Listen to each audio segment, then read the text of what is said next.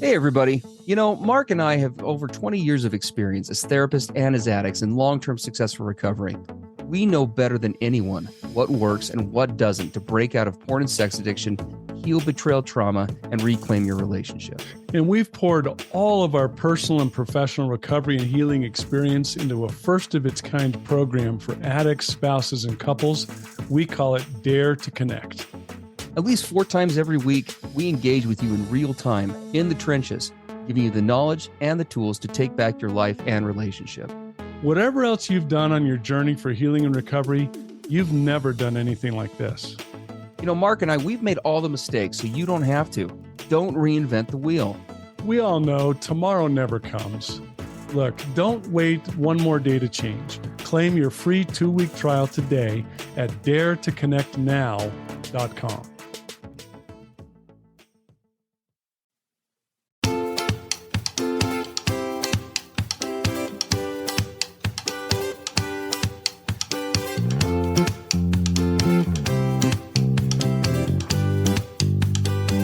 Hey, everybody. I'm Steve Moore. And I'm Mark Castleman. We know the pain and heartbreak of porn and sex addiction. And we know the triumph of breaking completely free. Every day, we help our clients find hope and healing. Join us in the fight to take back your life, your marriage, and be stronger than ever. This is the PBSC Squared podcast.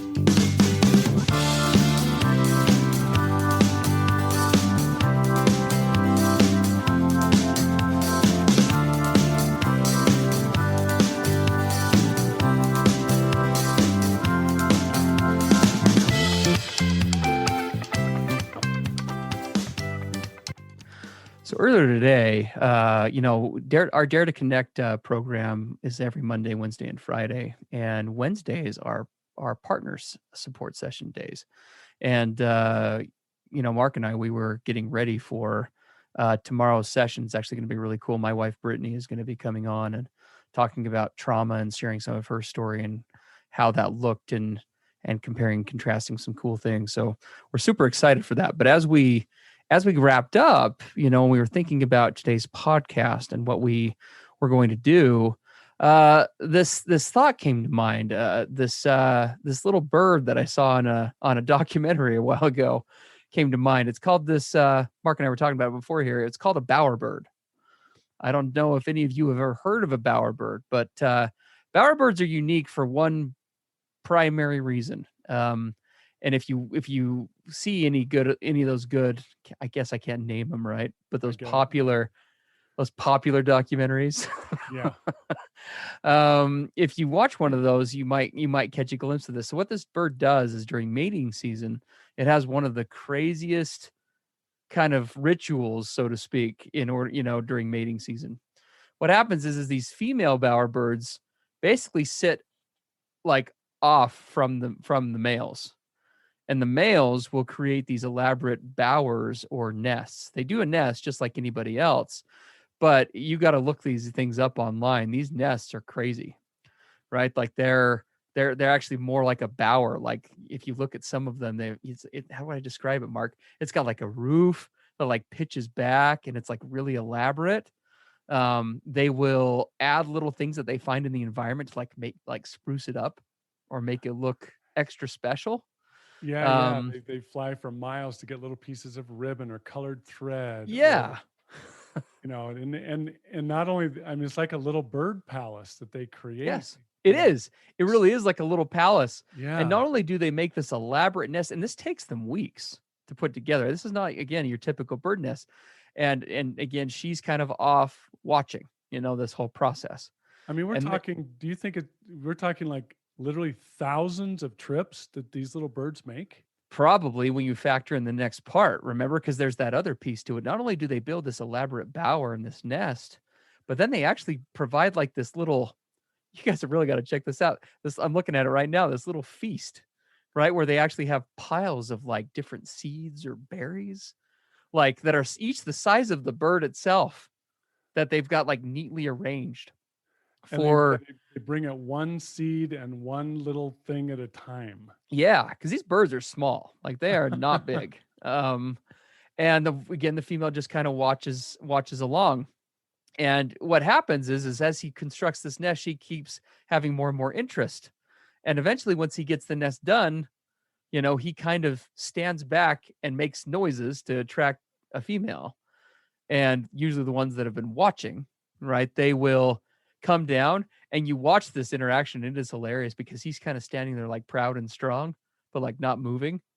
And she's like looking around, and then he'll hop over and like it's almost like he's showing her it. Like, here we Yeah. have this. It's like Better Homes and Gardens, Here's this, and look at this. Here we have featured a lovely pile of berries, taken from the peaks of whatever, right? And he's just walking her through this. And as she goes through and inspects, if he's done a good enough of a job and he's impressed her enough, then she'll consent to mate with him. And that's kind of how their courtship ritual goes. But this bird slaves away for weeks, right? And a couple of things to note. This is a total act of faith on the part of this bowerbird, right? These females are almost just kind of aloof, just off in the distance, sort of watching the men do this, or the male birds do this, right? As they build this nest, and they're kind of looking on with skepticism. The documentary that I watched said that these are some of the most picky female birds out there, right? So they're all in like high competition. He's doing everything he can to get noticed in a positive way. And here's the crazy part, all without a promise it's even going to work. He spends weeks building this thing, right? And gathering all this food in the hopes that somehow, some way he's going to win her over. It's just such a cool story. I love it. Well, it's funny that you say that because I actually have a contrast to that. Yeah. So on my house, up near the peak of the roof on my house, I have these little barn swallows, these little plain brown birds, and the male builds that nest, and it's in total contrast to what you're describing. It is basically mud. It's made out of mud. It's haphazardly slapped together so that all it does is hopefully holds the eggs, and that's it. Yeah. And it's like totally good enough. Like nice. It is total utilitarian, serves its purpose. Like bare basics. Oh yeah, bare basics. No look to what it looks like or anything else. And hopefully when the chicks hatch, it falls apart the next day. Yeah. It's fulfilled its goal, and we can all right? move on, right? In total contrast to those two. Well, and as we were talking, before the podcast, we thought this was kind of a cool, and it's been in the back of my mind for some time now. I haven't watched this documentary in months, but something about having my wife on here, and as Mark and she and I were talking, was just, it kind of brought me back to that stage of recovery, right? Where, at the beginning of this process, and even a lot into the process, many of you men probably find yourself in this place, and a few women too, where because of the betrayal, because of all the hard, right, that we often talk about, you find yourself at odds, or with your partner looking aloof over at you, waiting to see what you're going to do. Yes. Right. And these little birds, they just impress me so much, because it really does resonate to what I over time learned. I did not pick this up right away, but hopefully those listening will.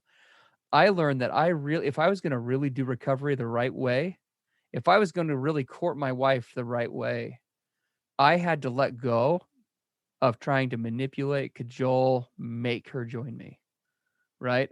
It had to become a complete act of faith of, I am going to be the very best me, right? Be the very best person that I can be. Now, when we talk about these nests, we are not referencing in any way or saying that, you husbands out there listening, you got to provide some crazy huge house, or you've got to, it's not about the physical things, right? This is on an emotional level. So many spouses are looking off at a distance with interest, but not yet fully engaged, because they're waiting to see what's going to happen next. Right? They're waiting to see if you're going to show up, right, in that way that she's always been looking enough. And I think that kind of segues into the question today, right? What kind of pursuit do you want to have with your spouse at this point in time, right? You won her over once, what are you doing now in this process, following all of the hard to get creative, right? To win her back over again. To in what ways are you showing up in a healthy way to try to be your very best self to show up in this marriage the way that you want to be? Yeah, I think it's a great question, and if you look back, it's like we all did this at some we were all bower birds at some point in the Yes. past, Yeah. right? Yeah. When we were first courting our wives, dating, Uh-huh. trying to convince them that we had this We're the guy. emotional relationship palace in comparison to all the other guys who were trying to show how impressive theirs were, and we were trying to win her over. Yeah, absolutely. And too often what I see, and I let this happen in my marriage for too many years, we've we as guys can tend to say, well, the pursuit's over. I got her. So I don't have to Mission do any of that accomplished. anymore. Yeah, it's done. What's I actually have the funniest thing. One of my family members, I won't say who it is, but was remarried, and the man that she was married to was very, very stoic. He was an Mhm. engineer, very logical, very linear, and he wasn't very good at all at expressing his emotions. She wanted so much just to hear from him, I love you, right? On a regular basis. I love you. And so finally he said, look, I told you when we got married that I loved you. If anything changes, I'll let you know. Mm. And I'm not making that up. He actually said those words. One time he got so frustrated with her that he took a piece of paper and he wrote I love you on it like 80 times, and he gave it to her and said, "Here." Right? Now that should be enough for a while. Like, Yeah. Yeah. and so it's kind of the barn swallow, let's throw up the mud nest, the emotional mud nest to be good enough, adequate enough, right? I told you already, I shouldn't have to keep repeating myself, this utilitarian approach to our relationship. And it isn't enough, Yeah. right? It's this, are we the common barn swallow with the emotional mud nest, or the bower bird that's, making thousands of trips to bring little things and add to it all the time and improve it and just make the experience so unique and awesome. Yeah. No, absolutely. I mean, I can't remember what I was if I was listening to the radio or something, but a couple of days ago, somebody used a phrase that I hadn't heard in a while. And what they said was, this person is beyond reproach. I was like, beyond reproach, because I know what it means, right? Beyond Mm, reproach means leaving absolutely no room for doubt, right. right? This in the context of like a court case, this person is so innocent. There is no way they could ever possibly be guilty. Hmm. And that phrase kind of resonated with me, and it resonates with this topic now, right? Because I look back on my recovery, just like you're saying, Mark, and how many times did I take the beyond reproach perspective? At the beginning, very little. I talked a really good game, and it's not to say that I didn't even have good intentions, but because of my own apathy, because of my own shame, because of self-doubt, or my shame in my marriage, saying, I was like I was like the bowerbird who's just convinced he'll never make it, so why build the nest, right? Right. No one's going to be with me anyway, so Yep. Why I may bother? as well just save my energy to go collect berries for myself. Right. Right. Right. Forget this, because it's just, because I really did feel that way. I know a lot of you men feel that way. It's not a question of if this marriage is going to end, it's just when. How long when I keep this going? And it was a really toxic place to be. And I love this concept that we're talking about, because it's all about, you know, how can I show up? And again, while letting go simultaneously of what my spouse chooses to do in their own recovery, whether they choose to be with me or not, how can I take my individual recovery and navigate it in such a way that it helps me to become increasingly more beyond reproach for my Right. spouse? Right? How can I be working this program so thoroughly that there is no way she would question me in the long term as she sees me doing these things. Emphasis on long term. Yeah. Long term. Well, and the other cool part about this little bower bird example I love if I was the guys listening and it was me, many years ago, and I'd be listening, I'd be like, oh, geez, one more thing to add to the list of everything I have to do every day, just pile it on my plate. Yes. And what we're really saying, and this is a really important distinction, this little bowerbird, you'll notice, I said he probably took thousands of trips. Can you imagine? Mm-hmm. For Yeah. to just add a little thing here and a little thing there, and he just kept adding to that little bower, that little palace, and the little piles of little feast and all that. The end result you see doesn't tell the story. He No. didn't just come in with one big pile and slap it down and say done. It was little stuff day after day after day, and that's really what it's like for us in our relationships. That's what I had to learn. Yeah. For my wife, the little things were the big things. A Yes. little tiny word of genuine appreciation, a Yeah. little, you know, touch and squeeze her hand, a little act of service where I see the dishes piling up and without a word, I just go do them. Just Yeah. little things that you just add to that relationship mix on a daily basis. That's what matters. Yeah. That's why I love this example.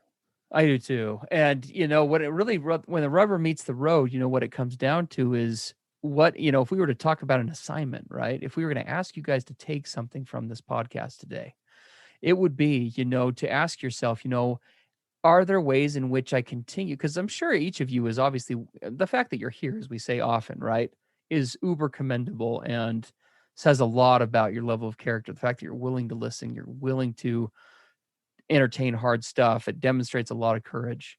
But Absolutely. but are there still parts of your recovery where there's too much talking and not enough doing?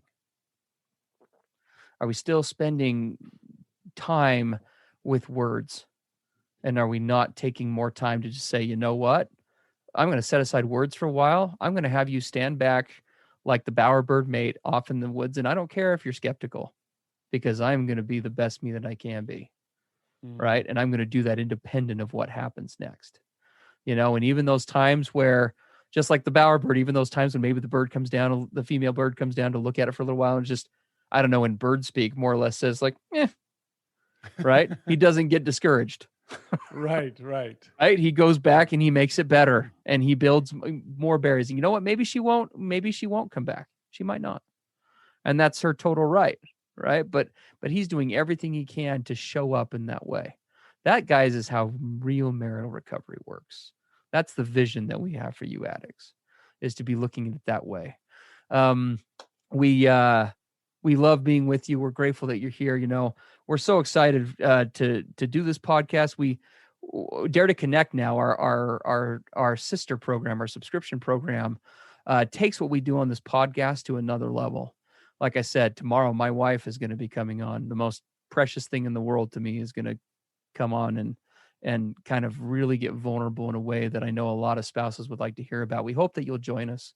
We hope you'll join us. You can check out more information about that at daretoconnectnow.com and take a look. It does come with a 2-week free trial. We'd love to take your recovery to the next level.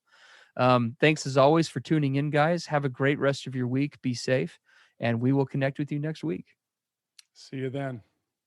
Everything expressed on the PBSC podcast are the opinions of the hosts and the participants and is for informational and educational purposes only. This podcast should not be considered mental health therapy or as a substitute thereof. It is strongly recommended that you seek out the clinical guidance of an individual qualified mental health professional. If you're experiencing thoughts of suicide, self-harm, or a desire to harm others, please dial 911 or go to your nearest emergency room.